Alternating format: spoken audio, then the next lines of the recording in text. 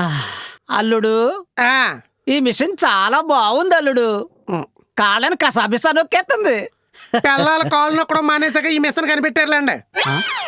అంటే మరి కేరళ ఆర్టిస్టులను ఎవరైనా మలయాళం ఆర్టిస్టులను తీసుకునే ప్రయత్నం ఎందుకు చేయలేదు అసలు?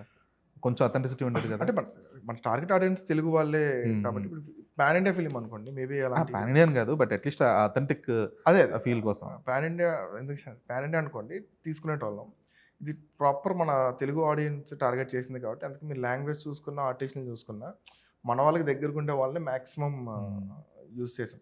అంటే కొన్ని ముందు వచ్చిన మన తెలుగు సినిమాలు కొన్ని సినిమాలు అవి కొంచెం అవే వెళ్ళడం వల్ల మిస్ఫైర్ అయిన సినిమాలు ఉన్నాయి.